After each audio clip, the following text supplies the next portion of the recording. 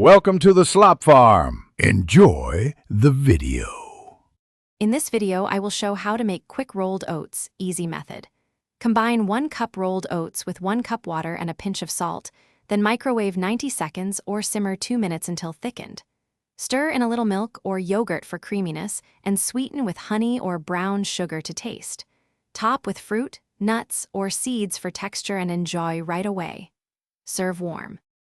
I like the stovetop method for control and texture.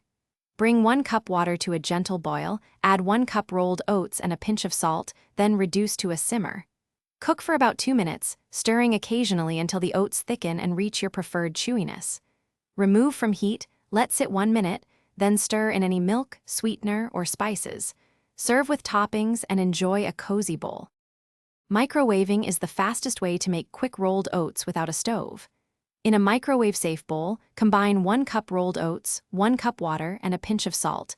Leave extra room to prevent overflow. Microwave on high for 90 seconds, then stir and check consistency. Microwave an extra 15 seconds if needed.